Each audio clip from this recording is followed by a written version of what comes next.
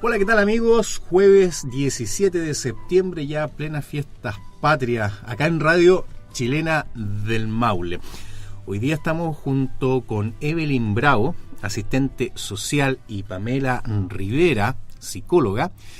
Ambas son funcionarias del programa de intervención focalizada PIE Linares de Fundación CRATE. ¿Cómo estás, Evelyn? Hola, muy buenas tardes, muy bien, gracias. ¿Y tú? Bien, gracias, Pamela. ¿Cómo estás tú? Hola, muy bien, gracias.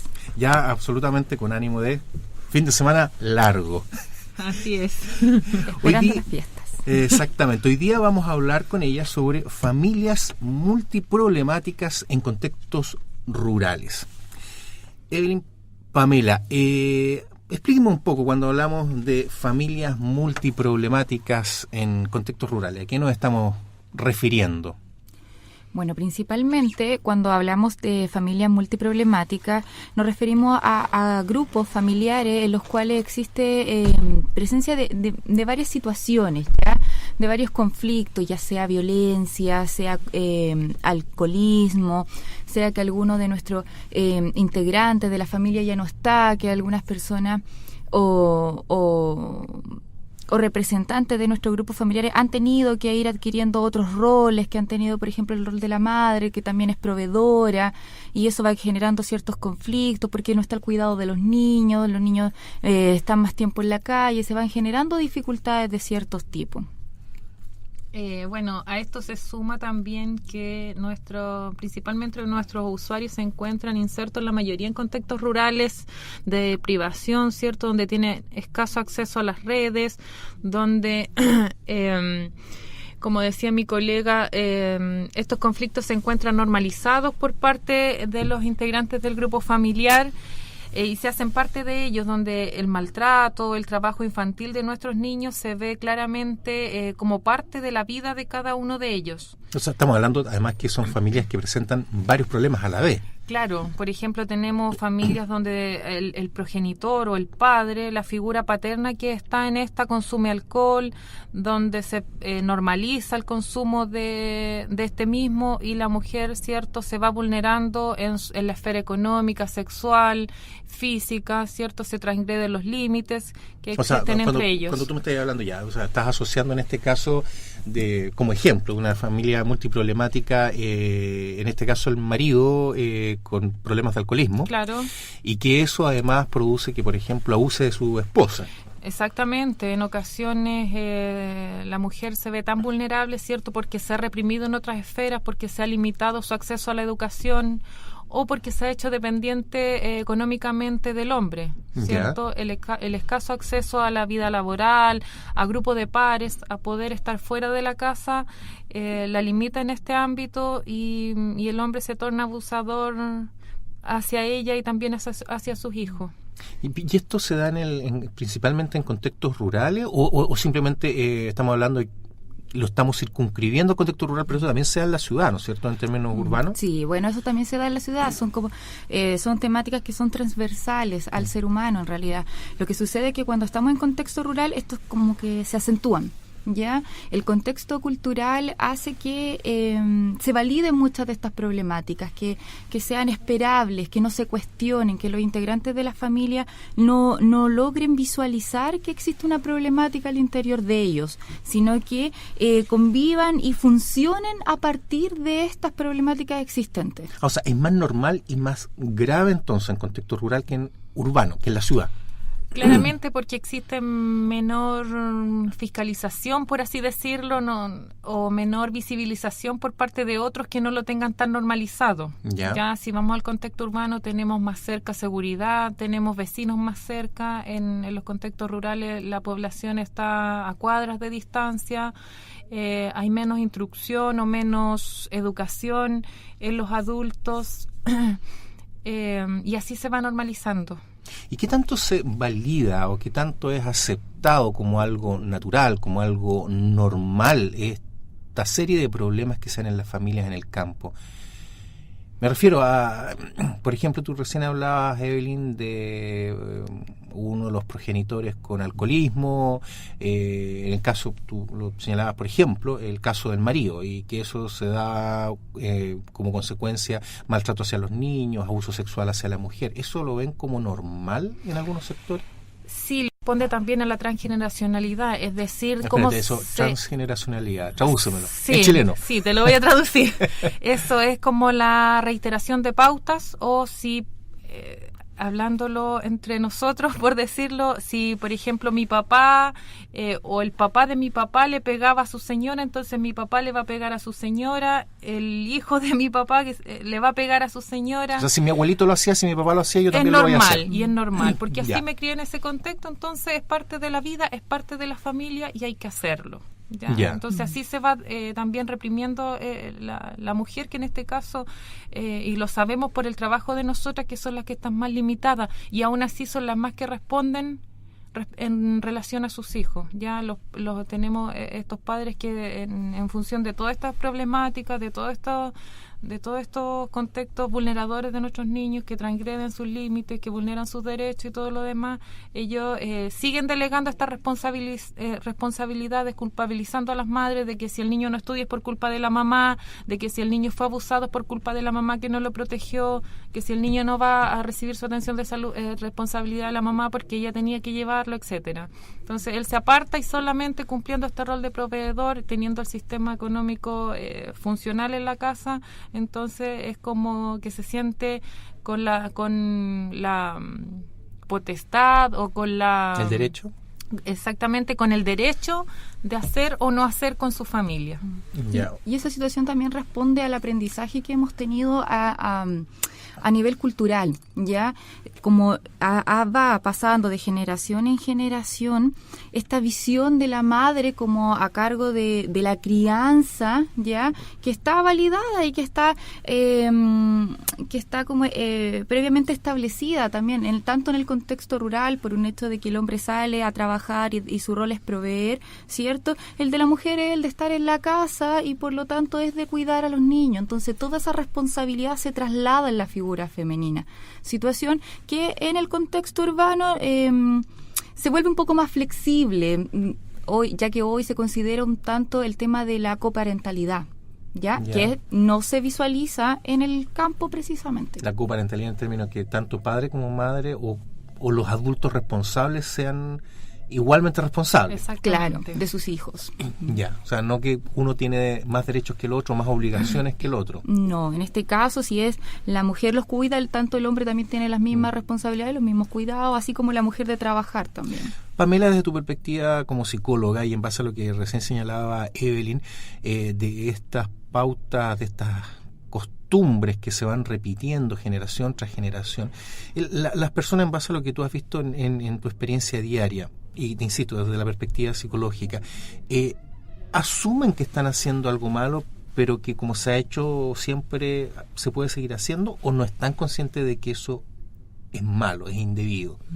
A ver, bueno, de lo que nosotros vemos y con lo que nosotros trabajamos, en realidad las personas que nosotros atendemos, generalmente ellos invisibilizan muchas situaciones. O sea, ¿no se dan cuenta? No, principalmente ellos no se dan cuenta de que están cayendo en estas pautas maltratantes en algunos casos, por ejemplo, cuando son los niños los que se vuelven víctimas en este caso, sino que ellos tienden a repetir modelos. Ya todos sabemos que el ser humano en los primeros años de vida tiende a internalizar conductas mediante el modelaje, y son los patrones o los son las representaciones a las cuales nos hemos enfrentado, las que vamos incorporando. ¿Ya? Como decía Evelyn, pues si mi papá lo hizo, bueno, yo también lo hago porque es la forma en la que aprendí.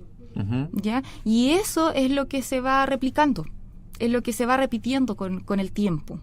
Ya, y cuando ustedes entran, Pame, Evelyn, entran a terreno ya a trabajar con estas familias, ¿cómo es el primer impacto de parte de ella? ¿Cómo las reciben? O sea, cuando se dan cuenta, si es que se dan cuenta que están por el camino equivocado, ¿o no se dan cuenta? Tenemos de todo tipo de reacciones. Pues hay gente que sí sabe que lo está haciendo mal y que, a pesar de estar con una medida judicial, ¿cierto?, se niega. Nos cierra la puerta en la cara, y tenemos que insistir mucho. Ya la insistencia nos lleva a lograr algunas cosas, pero el reconocimiento propiamente tal está delegado a la mujer siempre. Ya personalmente me he enfrentado con familias en las que, conociendo antecedentes de violencia, de maltrato, los padres delegan a la mujer esta responsabilidad. ¿Ya? ¿Cómo la delegan? La niegan rotundamente por parte de ellos y culpan a la madre, por ejemplo, de que el niño le ha ido mal en el colegio porque la mamá, estando todo el día en la casa, no se encarga que estudie. Claro, no lo apoya. Ya, de cómo puede ser esto si yo trabajo todo el día para que ella tenga el dinero para todo y no le exijo nada, entonces ¿cómo no responde? Uh-huh. Ya. Tenemos personas que también tienen un reconocimiento o lo verbalizan al menos, pero las herramientas con las que cuentan o con el acceso a redes o a personas que puedan ayudarla también es escaso. Entonces eso complejiza más la intervención. Sin embargo, ahí nosotros también tratamos de conectarla con otras personas, con otras redes que puedan, digamos, hacerlas parte de la comunidad o de esta modernización en el fondo, que es lo que ha ido un poco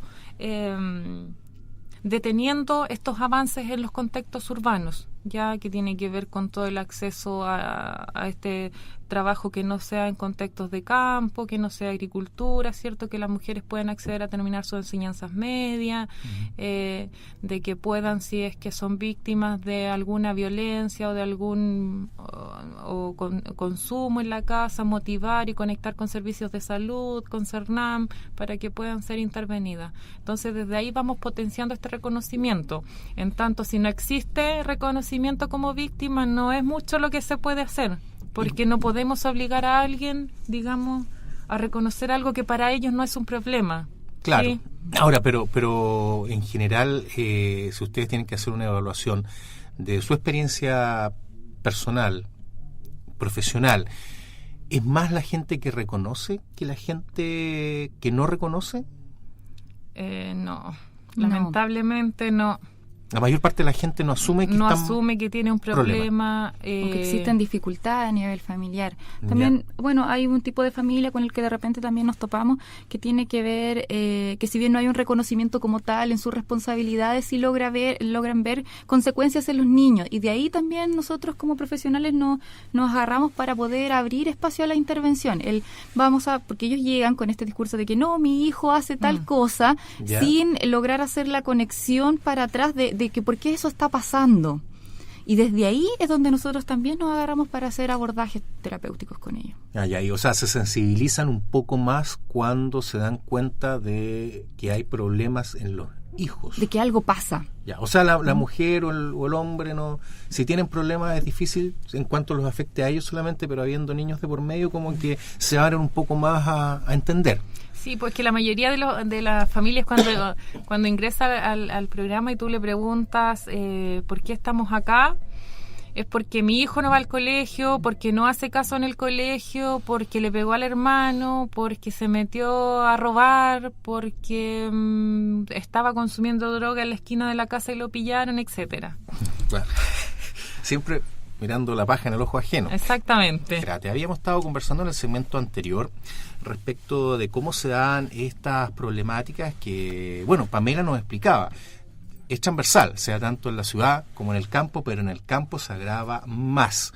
Como bien lo señalaba Evelyn, es por una serie de falta de situaciones como redes de apoyo, distancia. Claro, en la ciudad las casas pareadas o la casa cerca uno escucha, en el departamento igual, pero en el campo no, pues si tengo una casa a 2 kilómetros más allá, no se sabe lo que pasa ahí, lamentablemente. Les habíamos anunciado que en este segmento íbamos a aterrizar un poco más. Evelyn y Pamela nos van a compartir desde su experiencia lo que ven en el trabajo del día a día. ¿Qué tipo de situaciones se han encontrado? Porque ya les señalábamos, no se trata de problemas aislados, sino que son familias que presentan varios problemas a la vez. Yo no sé cuál de las dos quiere partir con algún ejemplo para que, obviamente, ustedes que nos están escuchando en la casa puedan hacerse una idea para saber si es que ustedes tienen esta situación o conocen a alguien que pueda estar en esta situación. Bueno, ahí, Álvaro, principalmente nosotros en nuestro diario vivir, en realidad en el tema profesional, tendemos a encontrarnos con familias en contextos rurales donde, como lo señalábamos anteriormente, el tema del alcoholismo está muy presente y va gatillando ciertas situaciones que se vuelven más conflictivas. Por ejemplo, el hecho de que el alcoholismo, ya sea en uno o en ambos progenitores, va generando o va instando a situaciones que son de violencia. Puede aparecer donde la mujer tiende a ser la víctima, o bien se va generando también la violencia cruzada, ya que es cuando la señora también le responde aquí al caballero, y de esto son testigos los niños. Y como el flaco decía con el indio, con vos iban, con vos venían.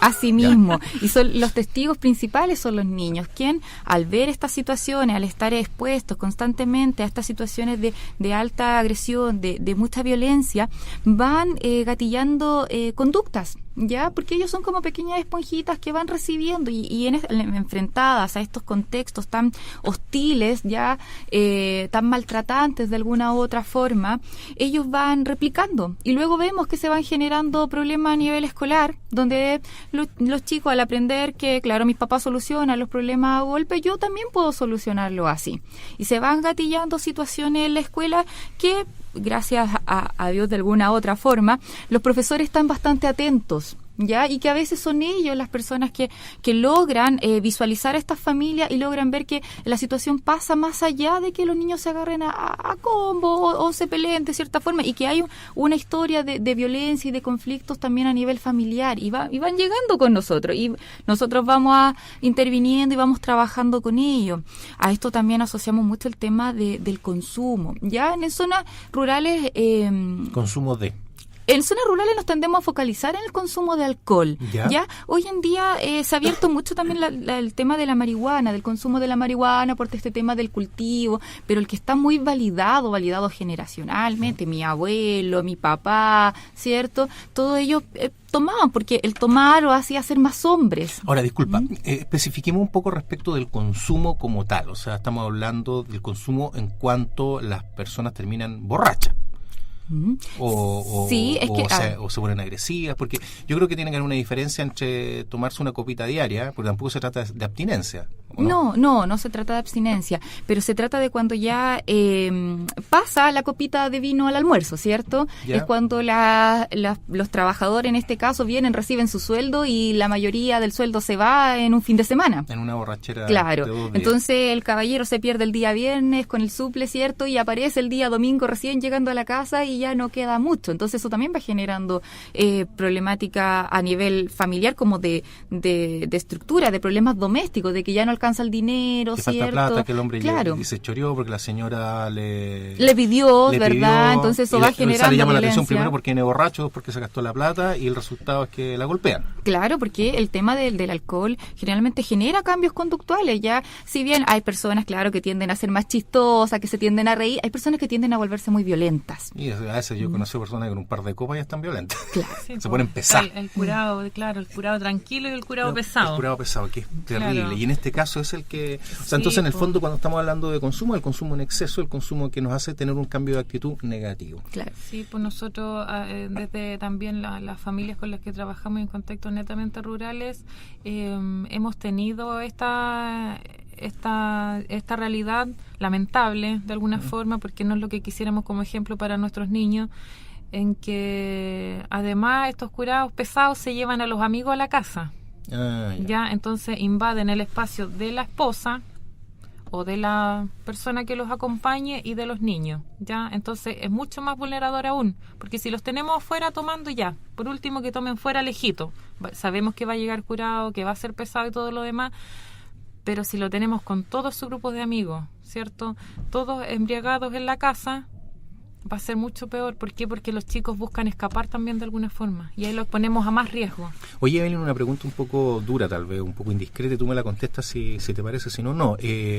Pero obviamente en algunas de estas situaciones, lamentablemente, creo que además se producen otras situaciones producto de estos amigos que llegan a la casa, ¿cierto? ¿O no? Sí, la verdad es que ahí nos vamos al tema también del abuso, ¿cierto? Podemos desencadenar en abusos o violaciones ya hacia las personas o las figuras más pequeñas del hogar. Es un tema también que trabajamos el abuso sexual, propiamente tal, ya que se entiende con tocaciones, con vulneración en la esfera sexual de cada uno de nuestros niños o niñas. Porque claro, lo veía en un programa anterior, abuso sexual, y les recordamos a nuestros amigos, el abuso sexual es todo aquel abuso que no sea constitutivo de violación. Claro, ya que son las tocaciones, que son estos besos, ¿cierto? O pedir que los toquen. Exactamente. Cometer acto en contra de los niños, pedir que ellos hagan algo respecto de un adulto, ¿cierto? En eso nosotros somos bien enfáticos porque tenemos familias que donde este consumo está validado, ¿cierto? Y existen niñas de 5 años, ponte tú. ¿Ya? Sí, entonces queremos resguardar a estas niñitas. Pero, oye, disculpa que te interrumpa, pero además de esto, ¿se da también el hecho de que este consumo se traduce en que obligan a los niños a consumir también?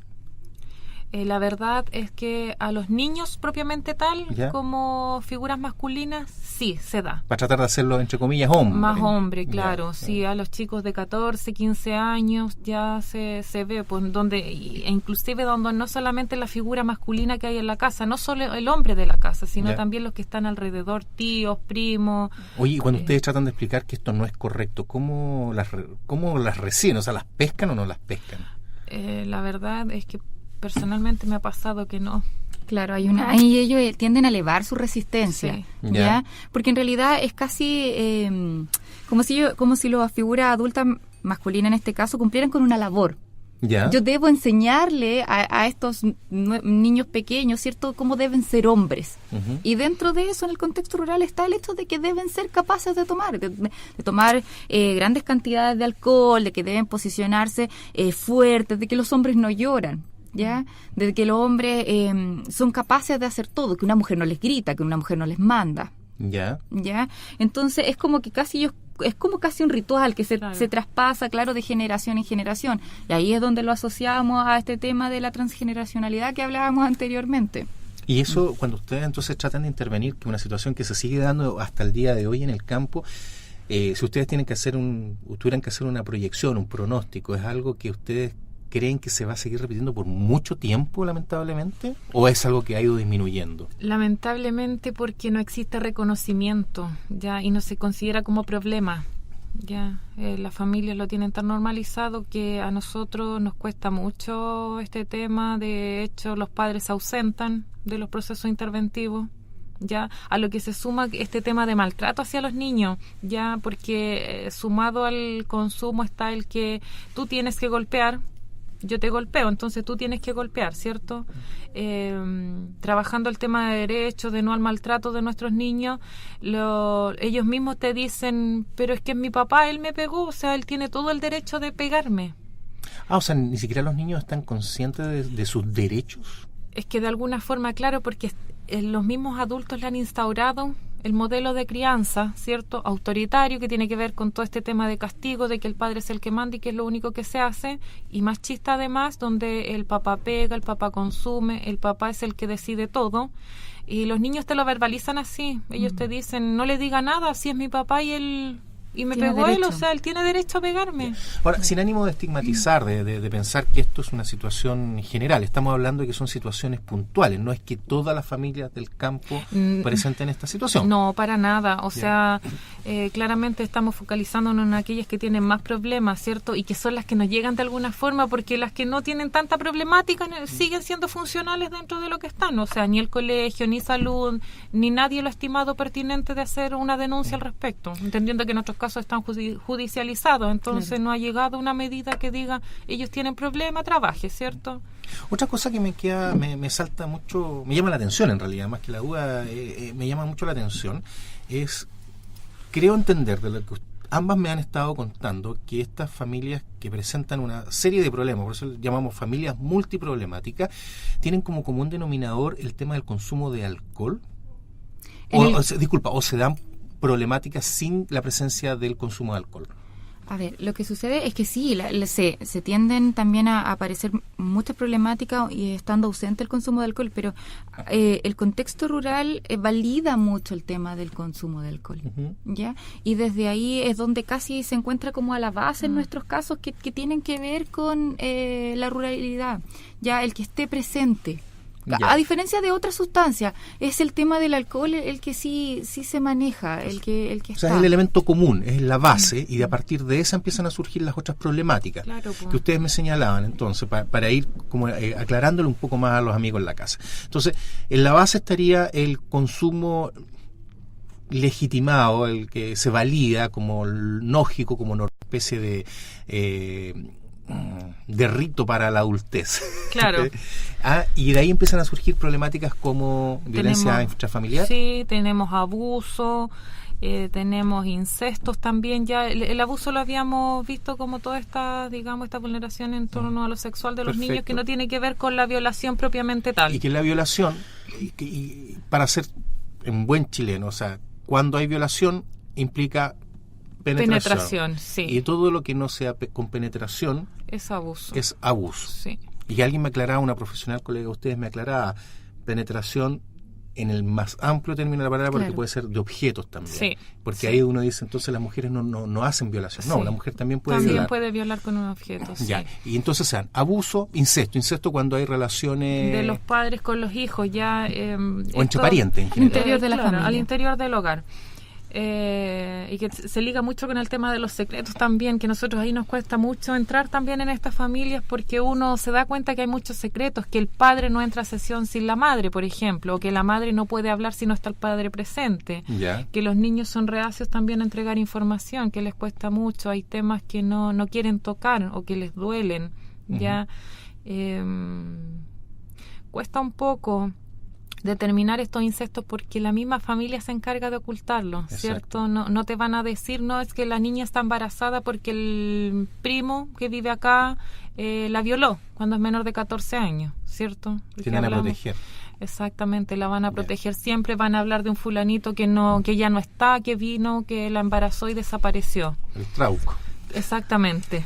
Entonces, en todo este contexto de secreto, uno de pronto puede decir, no, es que se le puede hacer un ADN y todo lo demás, pero tú no puedes ir en contra de la voluntad de ellos, digamos, de alguna forma, porque no tienes como la autoridad para decir, no, que usted me tiene que comprobar que es el niño hijo de tal o cual persona, ¿cierto? Entonces tenemos problemáticas de violencia, tenemos problemáticas de abuso, tenemos problemáticas de relaciones intrafamiliares, de violaciones. ¿Qué otras problemáticas? Tenemos secretos familiares, tenemos maltrato hacia los niños, que es una temática también bastante compleja. Y que no solamente implica golpear, sino que también... Claro, es verbal, en todos sus ámbitos. Y Pamela, que trabaja principalmente con los niños, nos puede contar un poquitito de las dificultades que eso implica.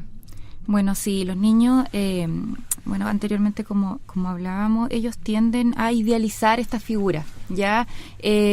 Nosotros nos enfrentamos a eso, a la idealización que ellos hacen de sus padres, entonces ellos tienden a mantener una reserva casi extrema de lo que sucede. ¿Por qué? Porque son mis padres, yo los quiero, ¿verdad? Y no quiero que estos padres tengan problemas. Entonces, no cuento. ¿Por qué? ¿Qué es lo que sucede? Que al llegar a este lugar, algo puede pasar. Estamos con Evelyn Bravo, asistente social, y Pamela Rivera, psicóloga, ambos del programa de intervención focalizada Pie Linares de Fundación Crate, hablando sobre el tema familias multiproblemáticas en contextos rurales. Habíamos estado viendo en segmentos anteriores, hablábamos al señalar esto y nos daban muchos ejemplos. Veíamos cómo en la base, lamentablemente, de toda esta situación, de toda esta problemática, está el tema del consumo en exceso de alcohol y cómo van surgiendo una serie de otros problemas como violencia intrafamiliar, relaciones incestuosas, vale decir, relaciones sexuales entre miembros de la misma familia, problemas de rendimiento escolar. ¿Cuál era el otro que estábamos viendo además? Secretos, maltrato, porque cuando hablamos de violencia intrafamiliar no solamente es la violencia física, sino que también es la violencia psicológica. Sexual y económica también consideramos ahí, por la dependencia que se hace de los hombres o de la figura que provee. O sea, yo pongo las lucas, por lo tanto, aquí el que pone la música también soy yo, claro, y el resto acepta. Bueno, y les señalábamos que ya, habiendo aclarado de qué era el tema del que íbamos a hablar, la idea es ahora, en este segmento, que tanto Evelyn como Pamela nos puedan señalar cómo poder salir de esto, cómo poder, cuál es el mensaje con que se llega a estas familias, que, ojo, advertíamos en el segmento anterior, no nos estamos refiriendo a toda la gente que vive en el campo, sino que a aquellas familias que, estando en el campo, presentan una serie de problemáticas. No queremos tampoco estigmatizar a nada, porque Pamela señalaba muy bien, esto se da tanto en la ciudad como en el campo. Lo que pasa es que cuando se da esta situación en el campo es aún más grave. ¿Cómo se puede salir de esto? ¿Cómo ayuda? ¿El entorno ayuda de alguna forma a estas familias? Bueno, el entorno en realidad que para nosotros son hospitales, colegios, posta en este caso, ¿cierto? Son como los ojos, ¿ya? Son como los ojos que van visibilizando las problemáticas que hay en estas familias que están tan aisladas, ¿ya? Porque el tema del aislamiento también las expone a alto riesgo. Como ellos están tan lejos unos de otros, los asentamientos tienden a estar muy distantes, son esto de repente cuando salen en la ambulancia, salen a ver, ¿cierto? Salen a controlar a familias, o las madres llevan a los niños a control y se van dando cuenta de pequeños golpes que no pudieron haberse hecho con una simple portazo en algunas situaciones, con un apretón de dedos, claro. Entonces son ellos los responsables, o por así decirlo, en realidad son como estas manitos que logran tomar estas familias y las logran traer a la red, ¿ya? Y es ahí donde se judicializan también algunas causas, ya que son principalmente como llegan a nosotros, mediante los tribunales de familia, porque todas estas temáticas no van no tienden a ir a garantía, porque como tienen que ver principalmente con el funcionamiento, con cómo la familia se desenvuelve entre sí, pero quedan en familia. Pamela, cuando hablábamos de garantías, los tribunales de garantía, claro, que ven causas penales, cierto. Ya. Pero esto no alcanza a llegar a eso, sino que llega a tribunales de familia. Ya. Sí, y son ellos quienes, evaluando la situación, realizan, ¿verdad? O ellos escogen a los programas más acordes para abordar ciertas temáticas. O sea, en los colegios, por ejemplo, en este entorno, los colegios también se da una situación de ayuda para ir detectando que hay problemas en un grupo familiar. Claro, por ejemplo, cuando un niño deja de asistir 1 semana, 2 semanas, 1 mes, son indicadores de que algo en la casa está pasando. Ahora, ¿cuál es la función o cuál sería la labor desde ahí? Hacer una visita, poder citar, informar al tribunal correspondiente, que es el tribunal de familia, que algo está pasando, que el niño no está asistiendo, ¿cierto? Entonces, el tribunal, ¿cómo lo hace? Va a citar a esta familia, va a ver qué corresponde y en su defecto nos va a entregar el caso a nosotros como PIE, porque va a entender que hay otra, en la misma audiencia o en los peritajes que se efectúen, se va a determinar que hay otras dificultades. ¿Quién lo hace? ¿Quién lo hace? ¿El profesor, el director del establecimiento? Lo puede hacer la dupla psicosocial, entendiendo psicólogo y asistente social, o lo puede hacer el director en los casos que no existe dupla. ¿Se da eso? O sea, la gente va y pone una denuncia en tribunal de familia contra una familia porque... Sí, lo hacen los establecimientos educacionales, pero yo te diría que lo hacen más en contextos urbanos. Más en la ciudad que en el campo. Exactamente. ¿Y por qué no tanto en el campo? Porque estas familias multiproblemáticas se entiende que son, con todos estos problemas que ya hemos descrito, entonces los establecimientos educacionales en espacios más, en pueblos más chicos también, tiende a temer, tiende a tener susto de la reacción que va a tener esta figura potente que es este hombre con todas las características que hemos visto, con todas estas problemáticas, entonces se desliga un poquitito de ahí. Temen represalia. Exactamente. O sea, en el fondo que me van a ir a pegar, me van a amenazar. Sí. Y cosa que no debería pasar, porque como entidades públicas, ¿cierto?, deberíamos velar por el bienestar de los niños, independiente de lo que pudiera pasar con un adulto. O sea, entonces una de estos actores, por así decirlo, sociales que activan las alertas, a las alarmas, están los colegios, como tú señalabas, Pamela, también los centros asistenciales de salud, cuando llevándose al niño un control sano, por ejemplo, o llevando a cualquier otro tipo de control o atención, se van detectando lesiones, cambios de actitud, porque también cuando hay violencia intrafamiliar o cuando hay abusos o violaciones, además hay cambios de actitud marcados en los menores, ¿cierto? O la presencia de trastornos también, que tienen que ver con el ánimo principalmente, como que se desarrolla alguna depresión infantil, o esta madre que lo lleva tiene alguna depresión también, que puede estar asociada a eventos que ha tenido que enfrentar en su diario vivir. Y ahí, al revés de lo que nos decía Evelyn, en los centros de salud se da más que haya denuncias que en los colegios. Es más directa la denuncia en los centros de salud, pero la prevalencia de esta o el número de denuncias que se hace tampoco es muy significativo a la larga. ¿Y es por lo mismo, por la misma razón, que temor a represalia? Es que yo creo que los centros de salud también pasa un poco por toda esta demanda que existe, ya se va invisibilizando, se va normalizando también la atención, ¿cierto? En función de un niño que llega con una cierta lesión, se atiende y se devuelve a su hogar, ¿sí? Por eso se ve también... No se ahonda en el tema, ¿no? Claro, no se profundiza porque no tenemos muchos casos que vengan de centros de salud. Yo creo que del 100% no tenemos un 10% que venga de salud. Ya. ¿Y qué rol juegan los vecinos, aunque estén a 2 kilómetros de distancia, o los familiares, o las amistades de estos grupos familiares?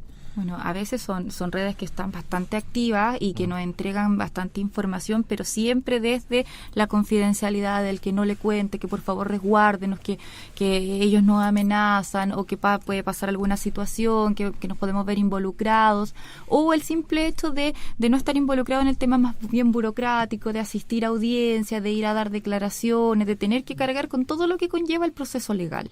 Ya, pero de acuerdo a las estadísticas que ustedes manejan, entonces, ¿por dónde está llamado este tema? ¿De dónde salen más las denuncias? Porque estamos partiendo de la base que estas familias multiproblemáticas no están conscientes de sus problemas, por lo tanto es alguien o algunas personas que de este problema y lo denuncian. ¿Dónde se da más eso? ¿Quiénes son quienes más actúan? El colegio, en para educación, mí, sí, los colegios son, o jardines infantiles, ya entendiendo desde las salas cunas también. Son ellos quienes encienden las luces de alguna forma. También nosotros solicitamos de pronto medidas de protección cuando vemos alguna cosa que está pasando. Podemos tener un niño y 3 hermanos que vemos que están en vulneración, ¿cierto? Que algo está pasando ahí. Nosotros también la ampliamos. No podemos dejar pasar, digamos, algo así. O sea, a partir de una causa que ustedes ya les derivaron, pueden ir ampliándola. Claro, exactamente. Oye, y entrando más en detalle, ustedes como PIE, para que nos describan un poco cómo actúan, cómo abordan, porque ya vimos que se da esta problemática, ya estamos conversando recién cómo se denuncia esta problemática ante tribunales de familia. Y una vez que les llega a ustedes, ¿cómo lo abordan? ¿Cómo trabajan con las familias? Bueno, nosotros cuando nos llega la familia, antes del ingreso hacemos un proceso de despeje, que es para conocer... ¿Qué es un proceso de despeje? Es conocer a la familia, saber en qué escenario estamos, quiénes van, claro, quiénes van a participar, quiénes no, cuáles son como las ideas que ellos puedan tener de lo que se va a hacer. Y sus motivaciones. Claro, si tienen motivación, si les interesa o no. A todo esto tenemos casos que son bajo modalidades 80 bis, que a ellos da lo mismo porque el tribunal indica el... ¿Modalidad 80 bis qué es lo que es? El ingreso obligatorio. Sí. O sea, sí o sí. Sí o sí. Ellos quieran o no quieran van a ingresar igual porque son casos de mayor complejidad, que son graves en el fondo y que van a ingresar igual. Para los que tenemos vía normal, que a diferencia de lo que nombré 80 bis, nosotros hacemos estos procesos de despeje, nos acercamos, conocemos qué es lo que ellos piensan, las ideas que tienen, y tenemos un proceso muy largo después, que es de 1 año, que es la intervención propiamente tal. O sea, ¿trabajan hasta 1 año con familia? O más. Mínimo 1 año, sí. Que nosotros siempre nos estructuramos en 1 año, y de ahí, si surge algo nuevo, vamos ampliándolo hasta 2 años. Y cuando es muy complejo y todo lo demás, eso se puede extender. activamos la red, ¿cierto? Tenemos un tutor que nos acompaña con todo el tema de educación, salud, con los niños que tenemos, claro, sin estudiar, beneficios a los que puedan incorporarse las madres, ingresos éticos familiares y otros programas que tiene los municipios. Trabajamos reconocimiento a los padres de problemáticas, hacemos derivaciones, como mencioné en algún minuto, a hombres por una vida sin violencia, a CERNAM, a tratamientos de algunos adultos, respecto de los niños también se hace. ¿Quién paga todo eso? Son derivaciones a los centros de salud. Sí. O sea, es gratis gratis para las personas. Solo basta con la motivación de ellos para hacerlo. Ya no podríamos derivar a alguien bajo obligación porque en el fondo no va a tener ningún resultado.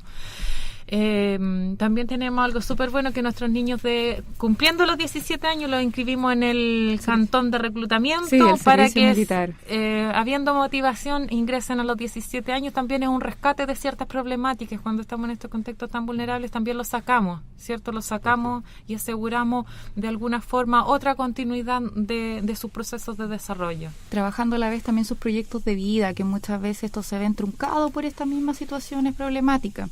Entonces buscamos a los chicos entregarles otra visión, una sin problema, o una más basada en sus recursos, una en la que ellos logren empoderarse de sí mismos. Sí, porque tú me hablabas delante que muchos de los problemas que se daban, en muchos de los problemas que se daban estaba presente el hecho de que los menores de edad, niños, niñas, muchas veces postergaban su formación educacional en pro de favorecer el trabajo. Desde tempranísima edad, o sea, dejan de estudiar para trabajar. Exacto. Privilegian el trabajo. Sí. Y ahí obviamente nuevamente nos encontramos con que se trunca un proyecto de vida, porque dejan de tener las herramientas para seguir surgiendo. Claro, no contamos para ellos con los niveles de instrucción mínimos que se pudieran necesitar, porque hoy día vemos que para obtener un trabajo mínimo cuarto año medio, y muchos de nuestros chicos no lo tienen. Entonces, es desde ahí donde al activar nuestras redes logramos que ellos hagan su nivelación de estudio. Si a ellos les gusta el tema del servicio militar, también logren incorporarse. Para las chicas también buscamos otras alternativas. Evelyn, Pamela, para ir ya cerrando este programa, bueno recomendarle a nuestro amigo en las casas, detectar una situación como esta, ¿dónde acudir? Acudir a las oficinas de protección de derechos, que son las OPD que hay en todas las comunas, ¿ya? O en su defecto directamente a los tribunales de familia. ¿Ya? ¿Carabinero? Carabinero, la PDI, ser, sí, porque ellos traspasan. Agentes protectores. Sí. Lo primero acá es reconocer que hay un problema y pedir ayuda. Exactamente. Evelyn, Pamela, yo les quiero agradecer que nos hayan acompañado hoy día. Les deseo que tengan un muy buen fin de semana de Fiestas Patrias, que lo pasen muy bien, y bueno, nos veremos en una próxima oportunidad para conversar sobre temas tan delicados, tan importantes para el bienestar de nuestra gente como esto.